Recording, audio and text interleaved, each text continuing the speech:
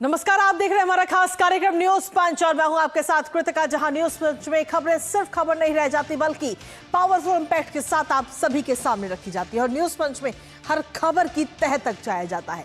यहां प्रेजेंटेशन का मिलता है एक नया अंदाज, फिर वो खबर चाहे देश से जुड़ी हो या फिर दुनिया से, राजनीति की हो या अर्थव्यवस्था की या फिर आम आदमी से जुड़ी हुई, और खबर से जुड़े हुए हर एक पहलू को पहुंचाने के साथ साथ ग्राउंड पर मौजूद अपने रिपोर्टर से जानते हैं खबर से जुड़ा हुआ एक एक अपडेट। तो चलिए शुरुआत करते हैं न्यूज पंच की प्रमुख खबरों के साथ और नजर डालते हैं टॉप लाइंस पर। तो सबसे पहली और प्रमुख खबर पार्लियामेंट से यानी कि संसद से जुड़ी हुई कि आखिर राहुल गांधी क्यों भाग रहे हैं, क्योंकि लगातार विपक्ष की तरफ से सवाल उठाए जा रहे थे, चर्चा की मांग की जा रही थी और जब सत्ता पक्ष इसको लेकर तैयार है तो कहीं ना कहीं विपक्ष अब इसको लेकर भाग रहा है। तो क्या कुछ है लेटेस्ट अपडेट बताएंगे आपको विस्तार से, लेकर इसके साथ ही जो दूसरी प्रमुख खबर वो है कोलंबिया से, जहां पर भयंकर तबाही का मंजर नजर आ रहा है और भूकंप से हड़कंप मच चुका है। अभी तक कितने लोगों की मौत हो चुकी है, किस तरीके से रेस्क्यू ऑपरेशन चल रहा है, बताएंगे इस खबर के बारे में। लेकिन इसके साथ ही जो तीसरी प्रमुख खबर वो है सोशल मीडिया से जुड़ी, जहां मेटा को बड़ा झटका लगा है। आखिर ये झटका कहां लगा है और कैसे लगा है, क्या कुछ आरोप लगे हैं मेटा और बाकी सोशल मीडिया कंपनियों पर, बताएंगे इस खबर के बारे में भी विस्तार से आपको। तो चलिए शुरुआत पहली और प्रमुख खबर के साथ। तो सबसे पहले बात संसद के मानसून सत्र की करेंगे, जहां आपको बता दें कि संसद के मानसून सत्र का आखिरी हफ्ता चल रहा है और 20 जुलाई से सत्र शुरू हुआ और तब से लेकर विपक्ष लगातार सिर्फ और सिर्फ हंगामा कर रहा है, कभी किसी मुद्दे पर तो कभी किसी मुद्दे पर। अभी हाल ही में विपक्ष ने मांग की थी कि छात्र आंदोलन पर सदन में चर्चा होनी चाहिए, गृह मंत्री को बोलना चाहिए, जिसके बाद अब सत्ता पक्ष चर्चा करने के लिए तैयार भी है। लेकिन विपक्ष जो अब खुद ही चर्चा से पीछे भाग रहा है और सदन में हंगामा ही कर रहा है, और यही विपक्ष झारखंड में जारी छात्र आंदोलन पर चुप्पी साधे हुए। दरअसल संसद वो जगह है जहां देश के अलग अलग कोने से सांसद आते हैं और जनता से जुड़े हुए मुद्दों को उठाते हैं, लेकिन लगता है कि विपक्ष को लोगों के मुद्दों से कोई लेना देना ही नहीं है, क्योंकि उसे तो सिर्फ हंगामा ही करना है सदन में। अब सदन में जारी इस तकरार को लेकर जानेंगे एक एक अपडेट अपने सहयोगी से। उससे पहले आपको दिखाते हैं संसद में फिर संग्राम, नहीं हुआ कोई काम। तो संसद में एक बार फिर से संग्राम की तस्वीरें देखने को मिल रही है, जहां लोकसभा में हंगामा, राज्यसभा में शोर शराबा, और ये दोनों तस्वीरें हम आपको दिखा रहे हैं आज की। हालांकि अब 2 बजे एक बार फिर से ये कार्रवाई शुरू हो चुकी है, लेकिन लगातार अगर हम देखें तो मानसून सत्र का ये आखिरी हफ्ता चल रहा है और आखिरी हफ्ते में भी काम कहीं ना कहीं बिल्कुल ना के बराबर इस समय हो रहा है। हालांकि इस दौरान अगर हम देखें तो काफ़ी अपील जो है विपक्ष की तरफ से सीधे तौर पर ओम बिरला की तरफ से की गई कि विपक्ष जो है वो आगे आए, बात करे, चर्चा करेंगे, लेकिन वो मानने को राजी नहीं है। सीधे तौर पर लोकसभा स्पीकर ने कहा कि सदन चलाने में विपक्ष जो है वो सहयोग करे, छात्र आंदोलन पर चर्चा के लिए सरकार तैयार है और गृह मंत्री चर्चा का जवाब देने के लिए भी तैयार है। आइए आपको सुनाते हैं। जिस विषय पर आप छात्रों के विषय पर मांग कर रहे थे, सरकार संसदीय कार्य मंत्री ने कल बीएससी की बैठक में स्पष्ट रूप से कहा कि गृह मंत्री इस बात पर जवाब देने को तैयार हैं। सदन सरकार चलाए, सरकार और प्रतिपक्ष दोनों मिलकर सहमति बनाओ, सदन चलना चाहिए। आपकी जो प्रमुख बातें थी, प्रमुख मुद्दा था छात्रों की मांग, और गृह मंत्री जवाब दे या चर्चा में भाग ले, सरकार ने इसमें सहमति दर्ज कराई है। अब आप चलाएं, और मुद्दों पर भी चर्चा होगी, लेकिन एक एक मुद्दों पर सदन तो चले ना। आप सहयोग करो। कहते हैं कि सदन को चलाने की जिम्मेदारी सिर्फ सत्ता पक्ष की नहीं, जितनी जिम्मेदारी सत्ता पक्ष की है उतनी जिम्मेदारी विपक्ष की भी है, लेकिन कहीं ना कहीं विपक्ष पीछे हटता हुआ नजर आ रहा है। और इन सबके बीच में एनडीए इस समय एक्शन मोड में भी नजर आ रहा है और विपक्ष पर वार करता हुआ एनडीए नजर आया, जहां छात्रों के साथ एनडीए आज खड़ा हुआ है और कहा है कि राहुल गांधी चर्चा से भाग रहे हैं। राहुल गांधी से जवाब मांगा गया है और साथ ही छात्रों के समर्थन में एनडीए इस वक्त खुलकर सामने आ चुका है। संसद परिसर में प्रदर्शन भी हुआ और उस दौरान की ये तस्वीरें भी इस समय हम आपको दिखा रहे हैं। तो सत्ता पक्ष की तरफ से ये कहा जा रहा है कि जो विपक्ष है वो पहले चर्चा की मांग करता है और जब उस चर्चा शुरू होनी होती है तो उससे पहले ही विपक्ष भाग जाता है। और अब सीधे तौर पर राहुल गांधी से जवाब मांगा गया है कि जिन छात्र आंदोलन की बात कर रहे थे, अब वैसी ही तस्वीर झारखंड में भी सामने आ रही है, क्योंकि झारखंड में जो छात्र हैं वो पिछले 18 दिनों से आंदोलन कर रहे हैं और बीते कल लाठीचार्ज भी हुआ, जिसको लेकर अब इस समय विपक्ष को घेरते हुए सत्ता पक्ष कहीं ना कहीं नजर आ रहा है और जिसको लेकर छात्रों को सीधे तौर पर समर्थन दे दिया है एनडीए ने। अब ऐसे में सीधे तौर पर कई सारे सवाल इस समय उठाए गए हैं। एनडीए के सांसदों ने आखिर क्या कुछ कहा है, किस तरह के सवाल उठाए विपक्ष को लेकर, आइए आपको सुनाते हैं। विपक्ष तो शायद ही भारत के इतिहास में पहले कभी आया हो जिसकी मंशा ही नहीं है सदन को चलाने की। पार्लियामेंट का ये इतना महत्वपूर्ण मानसून सत्र है, कितने सारे अहम विषय हैं, जनहित के विषय हैं जिन्हें उठाया जा सकता था और सरकार ने सत्र के पहले से ही निरंतर इस बात पे कायम रही है कि हम हर विषय पर चर्चा के लिए तैयार हैं। पेपर लीक को लेकर भी जो तमाम बातें हुई, सरकार ने हर मांग को स्वीकार किया, एक नया कड़ा कानून बनाया। गृह मंत्री जी के वक्तव्य को लेकर लगातार ये मांग करते रहे हैं और हमारी सरकार ने स्पष्ट किया है। माननीय गृह मंत्री जी सदन के अंदर अपने चर्चा भी करना चाहते हैं, अपनी बात भी रखना चाहते हैं, लेकिन ये सुनने के लिए तैयार नहीं है। राहुल गांधी जवाब दें। 10 दिन से हल्ला कर रहे हैं, यहाँ पर बहस के लिए तैयार हैं, परीक्षा के लिए कानून बन गया, बाकी कार्रवाई हो गई। झारखंड में नौकरियां बिक रही हैं, हर परीक्षा में बिकती है। अब तो टीवी पर है, अखबार में है, मीडिया में है। बच्चे अनशन पर हैं, अनिश्चितकालीन, उन पर लाठी चलती है, उन पर आंसू गैस चलते हैं। राहुल गांधी खामोश है। सरकार का रंग देखे बदल क्यों जाते हैं। जब उन्होंने फाइनली बयान दिया तो बहुत ही ग्लॉस ओवर टाइप का, एक क्रोकोडाइल टीयर्स का बयान दिया। वो शायद भूल रहे हैं कि झारखंड की जो सरकार है उसमें राहुल गांधी जी की पार्टी की, कांग्रेस पार्टी की साझेदारी है। राहुल गांधी जी, झारखंड के स्टूडेंट्स आपसे एक ग्लॉस्ड ओवर बयान की अपेक्षा नहीं करते, कार्रवाई की अपेक्षा करते हैं। और इसी पर ताजा अपडेट के लिए सीधा रुख करते हैं। इस वक्त हमारे साथ हमारे सहयोगी शैलेंद्र जुड़ गए, जो कि इस वक्त संसद परिसर में ही मौजूद है। शैलेंद्र, विपक्ष की तरफ से लगातार हंगामा और एक तरह से हम देखें तो मानसून सत्र का ये आखिरी हफ्ता चल रहा है, लेकिन विपक्ष का हंगामा जो कि खत्म होने का नाम नहीं ले रहा। जिस चीज की मांग विपक्ष की तरफ से की जाती है, जब सत्ता पक्ष इसको लेकर राजी हो जाता है तो विपक्ष अपने कदम पीछे करता हुआ नजर आता है। कृतिका, बीजेपी और सत्ता पक्ष का ये आरोप है कि गोल पोस्ट बदल लेते हैं कांग्रेस पार्टी और उनके सहयोगी दल और राहुल गांधी। जब गृह मंत्री के जवाब की मांग हो रही थी, बयान की मांग हो रही थी, सरकार ने इस बात को कहा कि इस मुद्दे पर चर्चा करा ली जाए और विस्तृत जवाब गृह मंत्री अमित शाह की तरफ से आएगा। दिल्ली में जो छात्र आंदोलन को लेकर जो कुछ विपक्ष के आरोप हैं उस पर पूरा जवाब गृह मंत्री देंगे, आप चर्चा कराइए। तो फिर विपक्ष अब चर्चा पर राजी नहीं है। वो 2-3 मुद्दों को लेकर, अलग अलग मुद्दों पर विपक्षी दल वो चाह रहे हैं कि सब पर बातचीत हो। अब हम देख रहे हैं कि जब झारखंड में छात्रों पर बर्बरता हुई तो सत्ता पक्ष उस मुद्दे को उठा रहा है कि इसमें अब बताएं कांग्रेस और जेएमएम चूंकि वहाँ साझेदार है तो फिर वो क्यों बयान नहीं दे रहे हैं, या फिर वो अपनी बात उनको रखनी चाहिए। और राहुल गांधी के बारे में अब बीजेपी ये कह रही है कि वो दरअसल सदन छोड़कर भाग रहे हैं, जब गृह मंत्री इस बात को लेकर तैयार हैं कि वो सदन में अपनी बात रखेंगे चर्चा के दौरान, तो फिर आए और सुने। अब हम इस बीच जानते हैं कि सत्ता पक्ष की तरफ से जो हमारे सूत्र बता रहे हैं कि लगातार एक कोशिश हो रही है कि गतिरोध टूटे, चूंकि सत्ता पक्ष अपनी जिम्मेदारी समझता है, लिहाजा वो बार बार विपक्ष तक अपनी बात पहुंचाने की कोशिश कर रहा है कि अगर उनकी किसी बिल को लेकर कोई आपत्ति है तो उस पर भी बात हो सकती है। संसदीय कार्य मंत्री किरण रिजिजू इस पर लेकर एक बातचीत कर रहे हैं। आज लोकसभा अध्यक्ष से उन्होंने मुलाकात की और कोशिश यही है कि गतिरोध टूटे, लेकिन फिलहाल विपक्ष का जो रवैया है उस पर सवाल उठाते हुए दिख रहा है बीजेपी और उनके नेता कि अब क्यों आखिर राहुल गांधी तैयार नहीं है। जब गृह मंत्री लोकसभा में चर्चा के बाद जवाब देने को तैयार हैं तो फिर अब सदन में आए बजाय इसके कि गतिरोध करें। अब देखना होगा कि एफसीआरए बिल को लेकर जो कुछ एक बातचीत, एक संकेत दिया गया था, क्या उस पर भी कोई सहमति बनती है या फिर वो बिल इस सत्र में नहीं आएगा। इसके सवाल भी अब बड़े हो गए हैं, क्योंकि संकेत यही था कि एफसीआरए बिल को लेकर जो जेपीसी की मांग है या फिर जो जिस क्लॉज को लेकर एक आरोप लग रहा है, इस पर सरकार ने बहुत स्पष्टता से ये बात सूत्रों के मुताबिक आई थी कि कह दी थी कि ये पिछले समय से लागू नहीं होगा और जो भी आपत्तियां हैं उनको बिल्कुल ध्यान में रखा जाएगा। जब एक संगठन के प्रतिनिधि मिले थे गृह मंत्री अमित शाह से, इस बात को बहुत स्पष्ट तौर पर कहा गया था। लेकिन ये सब जब होगा जब सदन सुचारू रूप से चल पाएगा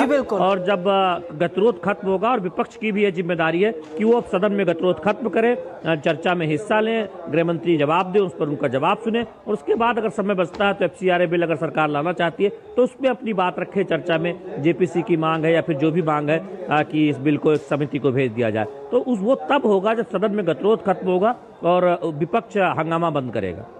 देखिए, विपक्ष का हंगामा तो लगातार जारी है और जिस चीज की मांग विपक्ष करता है सत्ता पक्ष राजी होता है और उस पर कहीं ना कहीं चर्चा भी की जाती है, लेकिन विपक्ष उसके बाद में अपने कदम पीछे हटाता हुआ नजर आता है। फिलहाल बहुत बहुत शुक्रिया तमाम जानकारी और अपडेट्स हमारे साथ साझा करने के लिए, इस महत्वपूर्ण खबर से जुड़ी हुई।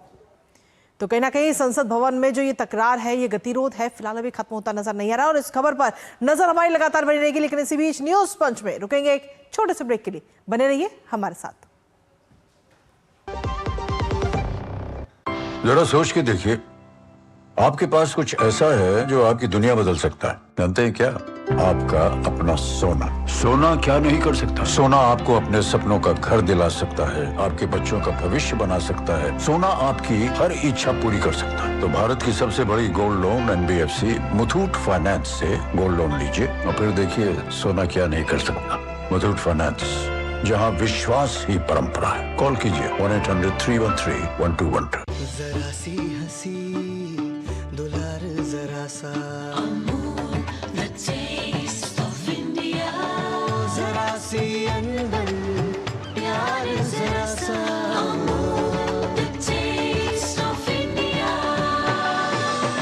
यही तो अमूल है स्वाद इंडिया का, यही तो अमूल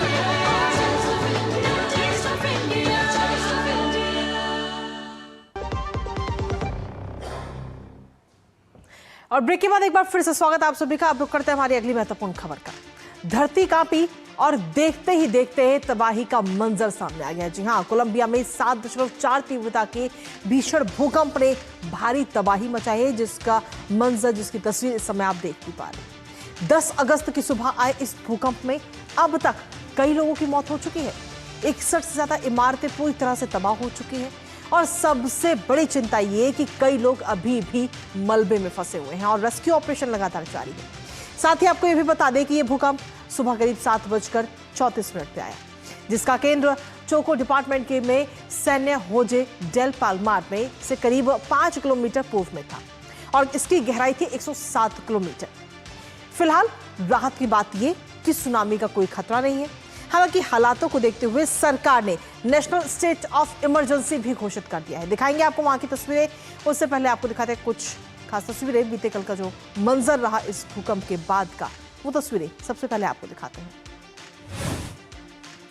तो कोलंबिया में भीषण तबाही की ये 4 तस्वीरें इस वक्त आपको दिखा रहे हैं, जहां आप देख रहे हैं कि भूकंप का कहर किस कदर और इमारतों को, जो आम लोगों के घर हैं, उनको किस तरीके से नुकसान पहुंचा है, वो आपको दिखा रहे हैं। खौफनाक मंजर ये नजर आया।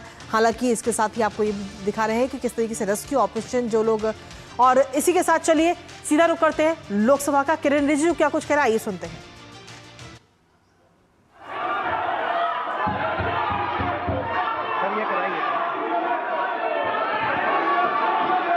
आइटम नंबर 21, राष्ट्रीय सहकारी विकास निगम संशोधन विधेयक 2026।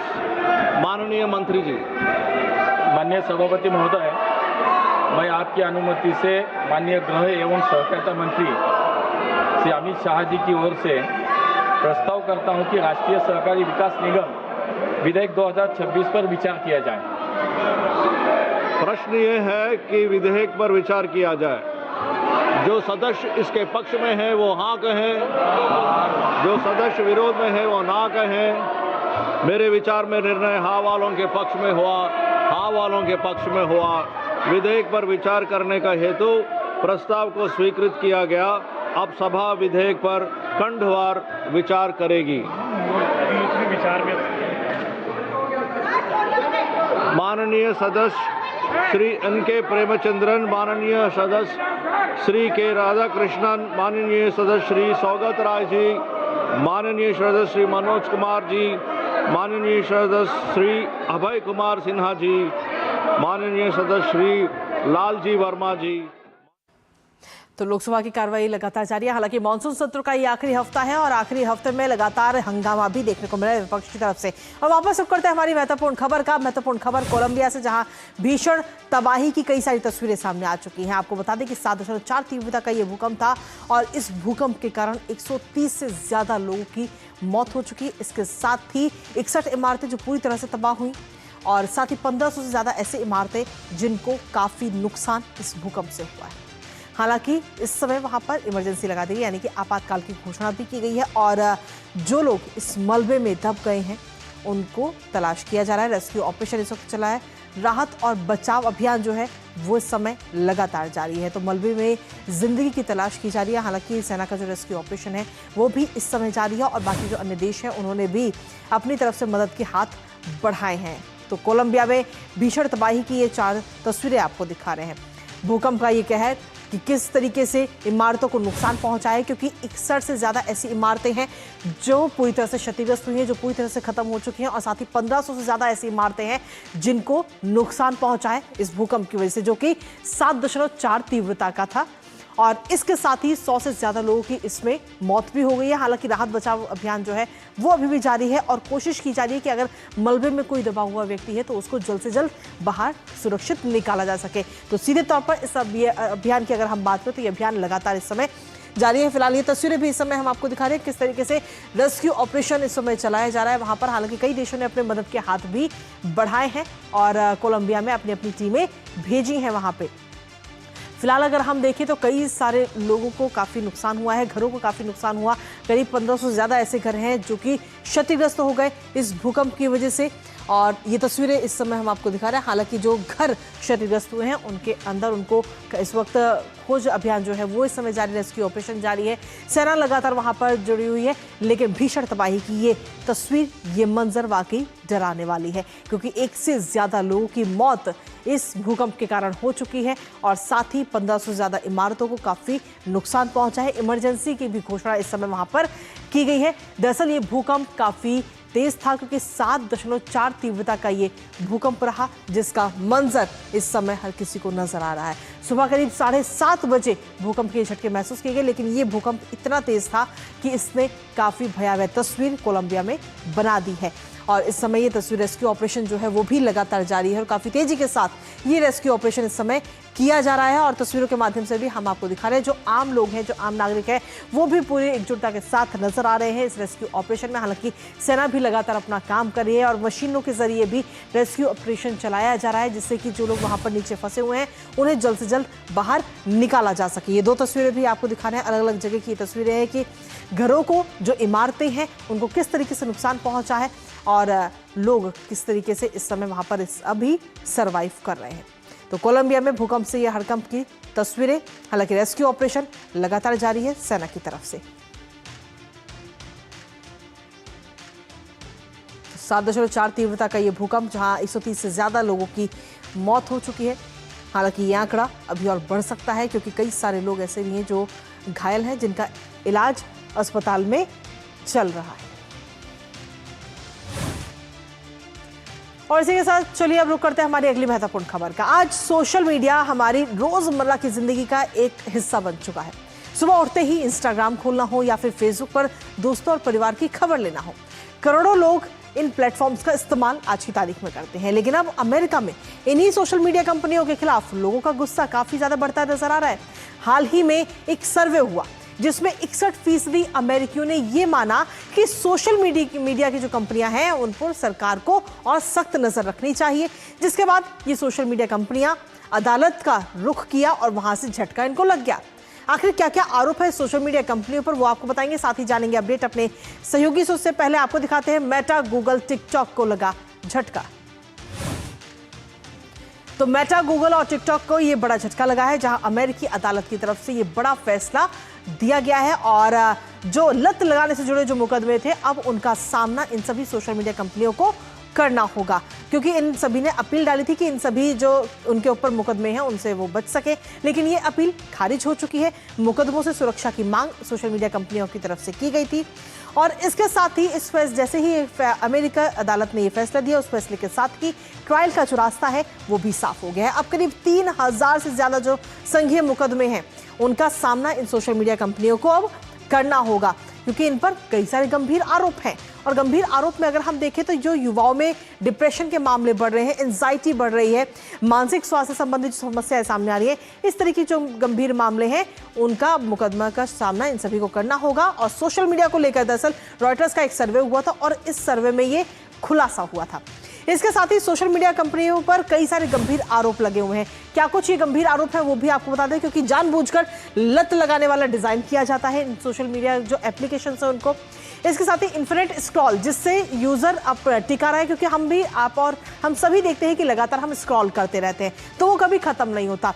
इसके साथ ही जैसे ही हम फोन बंद करते हैं एक नोटिफिकेशन आता है किसी भी एप्लीकेशन से, जिसकी वजह से हम दोबारा वापस उस ऐप पर शिफ्ट हो जाते हैं, तो ये भी एक बड़ा आरोप लगाया गया। इसके साथ ही जो युवा इस्तेमाल कर रहे हैं सोशल मीडिया का, मानसिक स्वास्थ्य संकट को बढ़ावा मिल रहा है इन एप्लीकेशंस की वजह से। किशोरों में डिप्रेशन और टेंशन, ये दोनों ही मामले काफ़ी ज़्यादा बढ़ रहे हैं।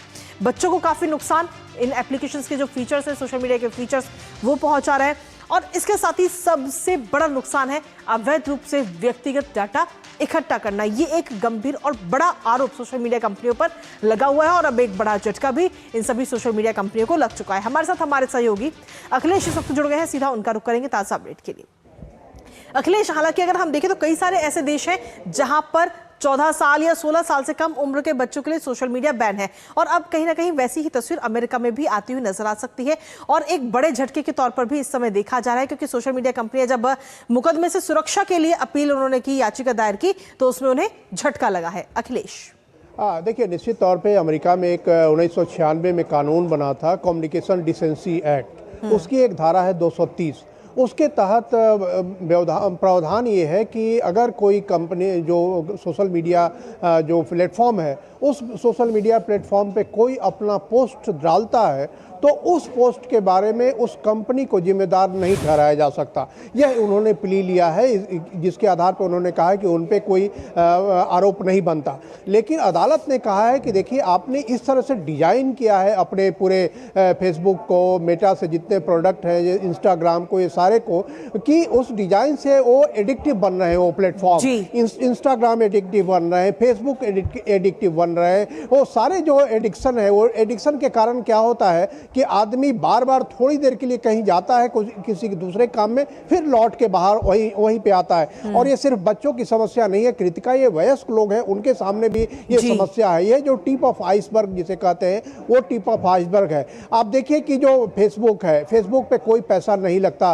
किसी को, इंस्टाग्राम है, किसी को पैसा नहीं लगता, लेकिन कैसे कमाई इनको होती है? तो इनकी कमाई होती है इस तरीके से, वो ऐड इसमें इंसर्ट करते हैं कि आपको पता नहीं चलेगा कि आप ऐड देख रहे हैं, आपको पता नहीं चलेगा कि आप क्या क्या साइट देख रहे हैं और उस साइट का कैसे उपयोग हो रहा है, उसका कैसे दुरुपयोग हो रहा है, उसको कहां पे सेल किया जा रहा है, और जो बेचा जाएगा तो आपके पास बार बार उस तरह के कंपनियों के, उस तरह के प्रोडक्ट्स के आपके पास बार बार नोटिफिकेशन आएगा, आपको उसके देखने के लिए बाध्य होना पड़ेगा। तो एक ऐसा एक चक्र बना हुआ है उस पूरे सोशल मीडिया कंपनियों का कि आप एक से निकलते हैं, दूसरे में जाते हैं, दूसरे से निकलते हैं, तीसरे में जाते हैं, और एक पूरी साइकिल में आप सोशल मीडिया में ही घूमते रह जाते हैं, और पूरा जो प्रोडक्टिव काम है आपके जीवन का वो नहीं हो पाता है। बच्चों के सामने एक खास करके समस्या कोर्ट ने इसको इंगित किया है कि उनका जो भविष्य बनाने की उनकी जो उम्र है, उस उम्र में वो सोशल मीडिया प्लेटफॉर्म जो है उनको एडिक्शन में डाल रहा है, और इस पर निश्चित तौर पे इस पर प्रतिबंध लगना चाहिए। तकरीबन 3000